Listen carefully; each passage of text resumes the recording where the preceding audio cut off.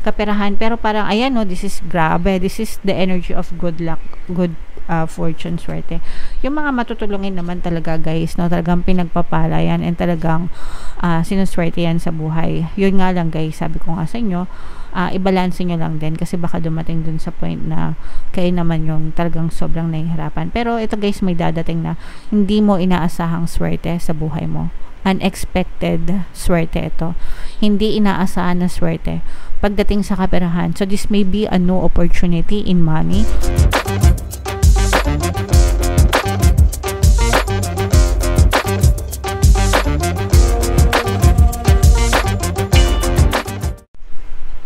Hello guys, hello Aquarius, welcome back to Pinay Pixie Tarot.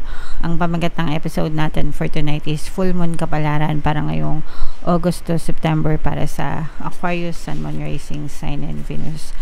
General reading lang guys, pwede mag-resonate, pwedeng hindi, pwedeng positive, pwedeng negative.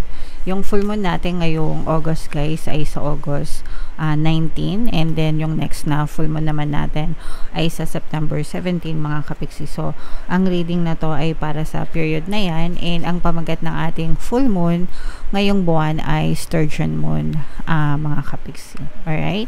So ito yung full moon or moon message para sa inyo guys. Confidence is your key to success. Ang susi ng iyong tagumpay mga kapiksi is yung confidence mo, yung paniniwala mo sa sarili mo. Okay? So it's very important na pinagtitibay natin yung self-concept natin, yung confidence natin yung sa sarili natin, di ba? Tayo yung number one na dapat na naniniwala sa sarili natin, kakayahan mga kapiksi, basta tayo magsikap lang at magtiyaga sa buhay, di ba? Practice lang yan, mag-develop ka lang ng good habits para sa mga skills mo, di ba? And gagaling ka rin mga kapiksi, and yun yung magiging susi mo sa tagumpay guys. Okay? Attune to the moon guys, make time to have fun. Excuse me. So importante rin guys na masaya tayo sa ginagawa natin. Syempre kikilos tayo, maging seryoso tayo sa mga obligasyon natin, pero habang nagseseryoso tayo sa mga obligasyon natin, kailangan sinisingit-singit natin yung pagiging masaya. Importante kasi na masaya tayo sa ginagawa natin guys, kasi pag masaya ka, hindi ka agad-agad napapagod, hindi ka nai-stress, diba? Magaan lang. So kapag magaan lang yung pananaw mo, magaan yung pakiramdam mo, magaan din yung pagdadala mo ng buhay mga kapiksi. So kailangan sinasabayan natin ng fun, pero kailangan binabalanse lang, no? Wag din naman yung sobrang fun, kasi kapag ginawa mo ng katatawanan, di ba, hindi ka na nagseryoso, parang wala din mangyari sa buhay mo kapiksi. So tamang balanse lang. Alright? Additional meanings for this card guys, it's time for you to show the world what you've got. Pero ang importante guys, hindi importante yung ibang tao, no? To be honest, ang importante is ikaw, ang importante is yung sarili mo. So it's time for you to show yourself what you've got. Ano yung dapat mong patunayan sa sarili mo, hindi sa ibang tao, kasi wala naman pa kasi yung ibang tao guys, sa totoo lang, di ba? Real talk lang tayo, no? Yung inaabangan lang ng ibang tao palagi is yung ikababagsak, no? Ikakabash, no? Pero they don't celebrate success. Kahit na maging successful ka, hanapan ka pa rin ng butas, di ba? So, yung example, wag na tayo magbigay ng example. Ang importante is masaya ka para sa sarili mo, sa sarili mong ginagawa guys. Okay? Shine your light. Okay? Shine like a diamond mga kapiksi, no? And kumbaga kumikinang, no? Pakinangin mo yung sarili mo. Be happy for yourself. Be your own light. Maging mabait ka sa sarili mo. Ika nga. Okay? Be good to yourself. Have some pride. Spoil yourself, no? You've earned it. Importante na ini-spoil mo kapiksi ang iyong sarili. Okay? Kasi ikaw yan, no? Deserve mo yan. So, spoil mo yung sarili mo. And of course, for some of you, you've turned someone's head. So, ibig sabihin guys, maaaring merong humahanga sa inyo, nag-admire sa inyo, okay, dahil dun sa mga best practices nyo, or baka nagsisilbi kayong inspiration sa ibang tao, mga kapiksi. Alright? So, napakaganda guys ng message for you. Comment down below, Aquarius, if feeling nyo naka-resonate kayo dyan. Tingnan natin yung ganap sa inyo guys ngayong full moon season. Shuffle ko to.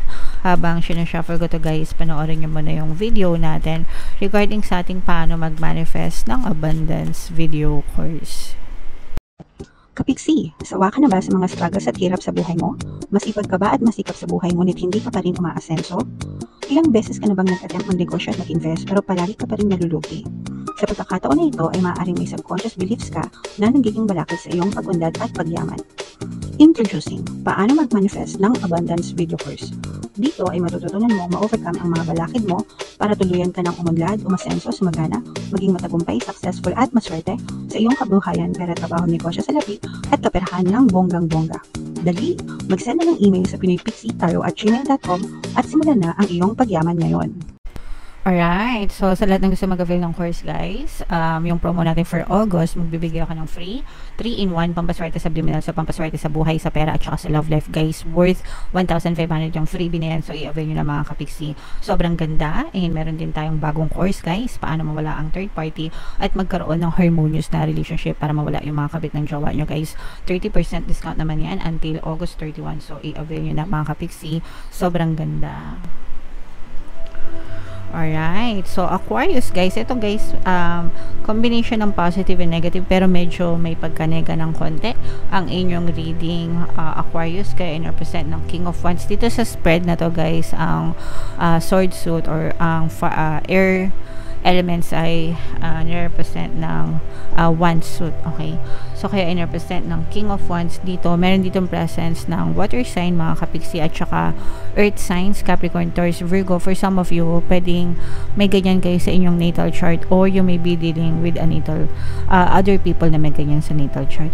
So, dito guys, nakikita natin na for some of you, medyo nag-i-emo kayo ng konti right now. Ibig sabihin, medyo emotional kayo kasi medyo maraming nangyayari na hindi maganda sa inyong buhay.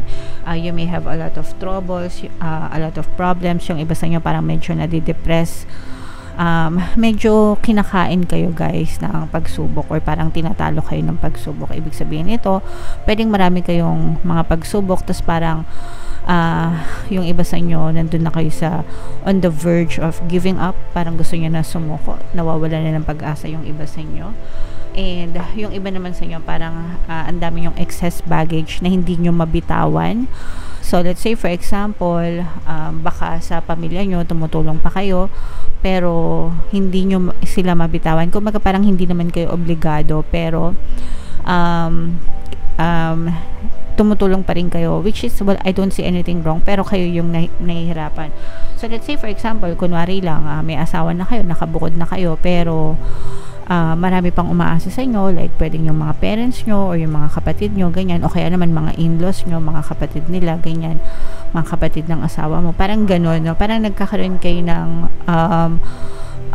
extended na obligasyon or other obligations aside dun sa sarili mo sana. Kumbaga marami ka pang obligasyon, kaya parang nagpapatong-patong, imbis na kunwari, imbis na ikaw na lang, asawa mo na lang, tsaka mga anak mo na lang yung paproblemahin mo, parang ang dami patuloy, ang daming umaasa sa inyo, mga kapiksi, okay? And parang hindi mo naman sila mabitawan kasi parang nakukonsensya ka naman kung gagawin mo yun. So parang naglalaban yung kabutihan, and hindi naman sa pagiging masama yung hindi pagtulong, pero parang gusto mong limitahan din sana, okay? So sabi ko nga guys, okay lang na tumulong, especially kung kadugo natin, pero kung hindi talaga natin kaya, di ba? And wala ding masama na sabihin sa kanila na tulungan nyo din ako, hindi ko kaya, okay? Kasi baka kayo naman yung sobrang ma-depress, kasi yung iba sa inyo guys parang feeling ko medyo nade-depress na kayo, and yung iba nga sa inyo medyo sumasakit, nagkakasakit na, baka may mga back pains na kayo na nararamdaman, mga spasm, muscle spasm, migraines, yan. So kailangan magpatingin kayo, chest pains yung iba sa inyo. So, medyo magpatingin na rin kayo sa doktor. Tapos, yung iba sa inyo, guys, medyo nadadamay na rin yung relationship nyo, no, ng inyong partner or specific person kasi parang pinagtatalunan nyo rin, mga kapiksi. Kumbaga, hindi lang parang hindi lang problemang pera, no, naapektuhan din yung relationship nyo dahil sa mga ganong kasing obligasyon. So, pag-usapan nyo na lang, mga kapiksi, kasi yung iba sa inyo, guys, may pera naman kayo, pero parang hindi kayo masaya. At saka parang wala ding natitira, no? Kasi nga, sa dami ng obligations, guys. Madali lang naman kitain yung pera, mga kapiksi, sa totoo lang, wala namang problema. Yun nga lang, parang kailangan lang mag-set ng expectation. Tsaka, baka pag kayo na lang yung inasahan, baka maging tamad din sila. So, kailangan talaga i-balance silang, mga kapiksi. Okay? So, dapat balance din, mga kapiksi. So, what else, mga kapiksi? Comment down below, guys, if feeling nyo naka-resonate kayo dyan, no? Ito, guys, marami kayong mga emotional pain, no? Na pinagdadaanan, masakit talaga sa dibdib. Yun nga yung sinabi ko sa inyo, no? Tsaka yung iba sa inyo, guys, baka literal na may mga chest pains kayo. Yung paninikip ng dibdib, kaya nga sabi ko sa inyo, guys, magpa-check up kayo. Kasi baka iba na pala yung senyales na yan. Alright? So, what else, ito naman, guys, on the good side naman, may unexpected na opportunity na biglang dadating sa inyo pagdating sa kaperahan. Pero parang, ayan, no, this is grabe. This is the energy of good luck, good fortune, swerte. Yung mga matutulungin naman talaga, guys, no, talagang pinagpapala yan and talagang sinuswerte yan sa buhay. Yun nga lang, guys, sabi ko nga sa inyo, i-balance nyo lang din kasi baka dumating dun sa point na kayo naman yung talagang sobrang nahihirapan. Pero ito, guys, may dadating na hindi mo inaasahang swerte sa buhay mo. Unexpected swerte ito. Hindi inaasahan na swerte pagdating sa kaperahan. So, this may be a new opportunity in money that will bring good luck, no? Sa buhay mo. So, i-mind mo na to, guys. Tsaka kailangan ready ka dito, no? Kasi unexpected nga ito, hindi mo inaasahan. So, baka pag dumating ito, hindi ka makapag-desisyon. Baka lumipas lang. Nga, diba? So, dapat, kaya nga sabi ko sa inyo, guys, pag nagdadasal kayo, dapat ready kayo palagi because the universe always leads to you, guys, yields to you, guys. Alright? So, ito, i-mind nyo yan sa comment section. Mind unexpected swerte, mind swerte, mind good fortune, mind kaperahan, unexpected opportunity sa pera. I-mind nyo yan sa comment section, mga kapiksi, kasi deserve nyo yan, guys. And, paalala, no? Again, guys, yung mga may nararamdaman, migraine, chest pains, back pains, yan, sa kalusugan, magpa-check up kayo, guys, para ma-check kung meron talaga kayong hindi maganda sa katawan nyo. Alright? Okay, so comment down below if feeling nyo naka-resonate kayo dito, guys. Ito yung mga pampaswerte subliminals, guys. Pakinggan nyo para makatulong sa inyo. And ito naman yung ating success stories ng paano mag-manifest ng abundance video course. Click here to subscribe, guys, and click here to join our membership program. Thank you for liking, sharing, and subscribing, and see you again next time.